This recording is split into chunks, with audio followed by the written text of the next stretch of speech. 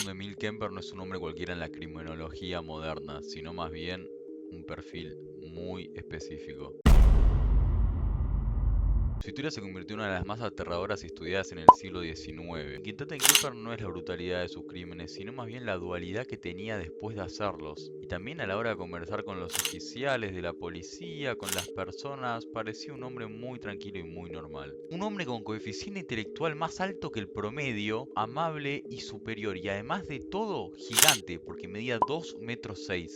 Pero al mismo tiempo era un asesino en serie que cometió uno de los crímenes más perturbadores que te voy a contar en este video que estás viendo acá. Así que agarra algo para comer, que arrancamos con el video. Edmund Emil Kemper III nació el 18 de diciembre de 1948 en Burbank, California, en el seno de una familia disfuncional marcada por la violencia verbal y la falta de afecto. Fue el segundo de 3 hijos de Clarnell Stanberg y Edmund Emil Kemper II, un matrimonio que se deterioró rápidamente desde que se casaron. Su padre era veterano de la Segunda Guerra Mundial y más tarde técnico en pruebas nucleares. Describió la convivencia con Clarnell como insoportable.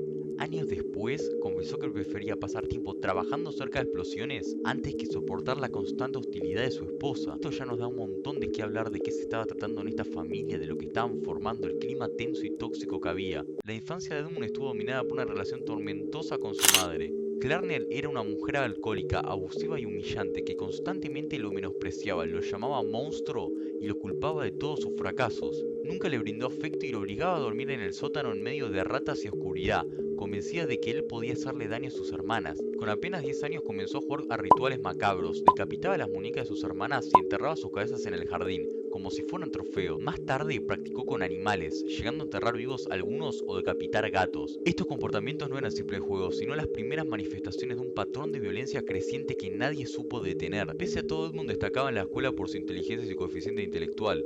Era un niño alto, callado y algo retraído, pero una capacidad intelectual muy por encima del promedio. Sin embargo, esa misma inteligencia lo hacía más consciente de su propio dolor y rechazo y lo empujaba a fantasear con escenarios cada vez más oscuros. Al comienzo de su adolescencia, Edmund Kemper ya no era un niño cualquiera. Medía más de 1,90 metros, intimidada con su tamaño y cargaba dentro de sí una tormenta de odio reprimidos hacia su madre y hacia el mundo. Sus fantasías violentas, que al principio quedaban con la maltratación de las muñecas de las hermanas y distintos animales, iba escalando progresivamente. El 27 de agosto de 1964, el resentimiento acumulado estalló. Mientras su abuela estaba sentada en la cocina revisando papeles, Edmund tomó un rifle que le habían regalado para cazar, se dirigió a la cocina y empezó a dispararle primero a la abuela. Luego, casi como un impulso incontrolable, le disparó nuevamente en la espalda para asegurarse de que estaba muerta. Minutos más tarde, cuando su abuelo regresó al supermercado, Edmund lo recibió en el camino de entrada y también lo mató de un disparo. Más tarde confesó que no quería que su abuelo sufriera al enterarse de la muerte de su esposa y por eso decidió asesinarlo también. Pero lo más escalofriante fue su explicación sobre el crimen. Dijo que quería experimentar cómo se sentía matar a alguien. O sea, quería entender qué se sentía quitarle la vida a otra persona y lo peor de todo que era un familiar de él. Y bastante cercano, para ser honesto. Después del doble asesinato, llamó a su madre quien le dijo que contactara a la policía. No intentó huir, no mostró arrepentimiento, simplemente esperaba que lo arrestaran. Tenía apenas 15 años. 15 años. Pero ya había demostrado el potencial destructivo de su mente. Fue internado en el Hospital Estatal de Atascadero, un centro psiquiátrico para criminales juveniles. Allí los médicos confirmaron lo evidente.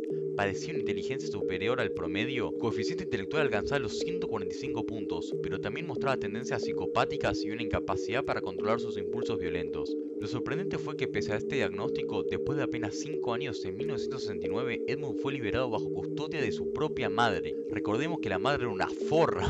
Los médicos lo consideraron rehabilitado. Nadie podía imaginar que aquel adolescente que ya había matado 2 veces estaba por convertirse en uno de los asesinos seriales más temidos y buscados de todo Estados Unidos. Cuando Edmund Kemper salió en libertad en 1969 tenía 21 años. Oficialmente los médicos lo habían declarado rehabilitado. Su gran inteligencia, su capacidad para manipular a otras personas le permitieron mostrar un buen comportamiento y hacer creer a las autoridades que era una persona sana y que se había recuperado de lo que había cometido. Les hizo creer que estaba dispuesto y sano mentalmente para reintegrarse a la sociedad. Regresó al lugar que más odiaba, que era la casa de la propia madre en California. La madre, lejos de haber cambiado, seguía siendo abusiva y cruel, lo humillaba constantemente, lo insultaba y le repetía que ninguna mujer jamás lo querría. Para Edmund la convivencia era insoportable, pero al mismo tiempo estaba atado emocionalmente a ella. Ese vínculo enfermizo se convirtió en el centro de odio y de sus fantasías violentas. Por fuera, sin embargo, Kemper mostraba otra cara. Era el gigante simpático, un joven alto de modales educados y con una voz muy profunda. Se inscribió en la universidad, trató de socializar y hasta consiguió trabajos temporales como chofer en el Departamento de Transporte de California. Allí aprendió rutas y carreteras que luego les servirían para cometer todos sus crímenes y saber dónde enterrar los cuerpos y escapar de la policía. En 1962, Edmund Kemper ya había perfeccionado su rutina. Levantaba y recorría las carreteras de California en busca de autostopistas, especialmente jóvenes universitarias. Al principio lo hacía solo para practicar, ganando confianza como dije anteriormente y estudiando sus propias reacciones. Su primer víctima fue Mary Ann Pesque. Creo que se pronuncia así, no sé ni cómo se pronuncia, pido perdón. Una estudiante de 18 años a quien recogió en la autopista el 7 de mayo de 1972. En el asiento del auto ella no sospechaba nada. Kemper era educado, hablaba con calma y su tamaño, aunque imponente, no parecía peligroso. Sin embargo, en su cabeza ya estaba decidido. La llevó a un lugar apartado, la estranguló y ocultó su cuerpo. Apenas unas semanas después, haría lo mismo con Anita Luchesa, otra joven que viajaba con Mary Ann. A partir de ese momento comenzó su espiral de asesinatos. Durante los siguientes meses asesinó varias jóvenes que subieron confiadas a su coche. Kemper se había vuelto un experto en generar seguridad. Su rostro de buena persona, su amabilidad, su forma de hablar y aparentar convencía a las mujeres de que era un buen tipo. Hasta incluso ciertas mujeres lo veían atractivo al medir tantos metros. Era un gigante. Muchas veces regresaba a la escena del crimen, practicaba necrofilia y se llevaba las partes de los cuerpos como trofeos. Lo más perturbador es que, mientras tanto, seguía manteniendo una vida social aparentemente normal. Kemper no solo mataba, también jugaba con la policía, se presentaba como un hombre correcto, charlaba con agentes en bares y hasta escuchaba de primera mano cómo avanzaban las investigaciones sobre los crímenes a que él mismo había cometido.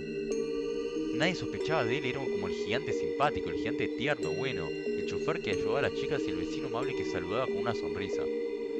Entre 1972 y 1973 asesinó a 6 jóvenes estudiantes. Cada crimen lo volvía más confiado, más brutal y más consciente de que su verdadera meta no eran las desconocidas, sino su madre, la mujer que lo había transformado en lo que era. Una de las facetas más importantes de Edmund Kemper fue la facilidad para convivir con la policía. Incluso mientras él era el responsable de los crímenes que ellos investigaban, mientras los cuerpos de las jóvenes aparecían mutilados en diferentes puntos de California, Kemper se movía libremente en un círculo cercano a los propios investigadores. Con una naturalidad desconcertante, escuchaba detalles de la investigación, hacía preguntas y hasta opinaba sobre posibles sospechosos. La historia de Edmund Kemper giró siempre alrededor de una figura central, la figura de la madre. Desde su infancia, ella había sido la fuente de su odio y su frustración. Lo había humillado, aislado y tratado como un monstruo.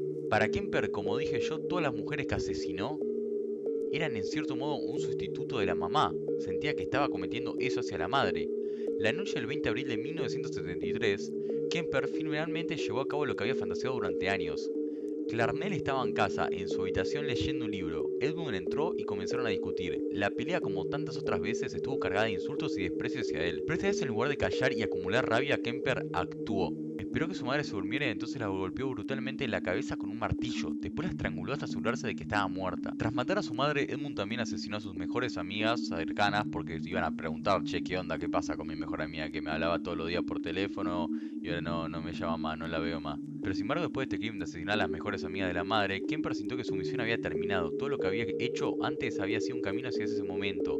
Matar a su madre, y con ella muerta, ya no encontraba sentido en seguir ocultándose. Así que pasó algunos días en la casa, pero pronto tomó una decisión que lo diferenció de muchos otros asesinos seriales: confesarse. Tras su confesión, Edmund Kemper fue trasladado de inmediato a California, donde la policía verificó cada uno de los detalles que había relatado. Todo coincidía: la ruta, los cuerpos, las desapariciones. Tras su confesión, Edmund Kemper fue trasladado de inmediato a California, donde la policía verificó cada uno de los detalles que había relatado.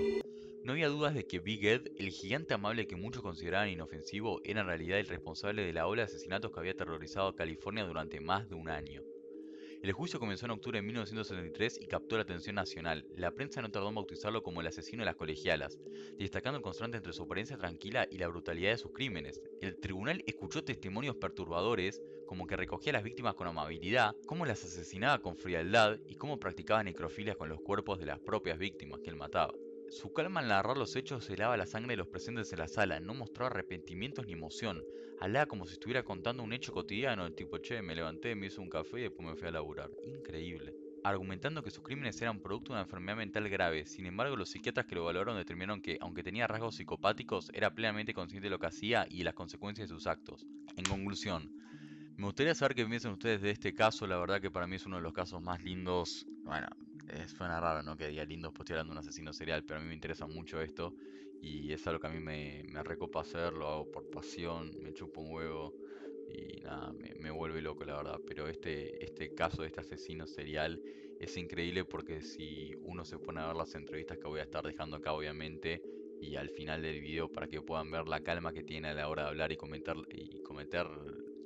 cómo comete los crímenes, es tanta la tranquilidad, la amabilidad con la que él se presenta, te habla, te seduce, que uno se piensa, se siente y se pone a pensar, che, ¿qué pasa con este chabón, boludo? Es una persona normal, puede ser mi amigo tranquilamente.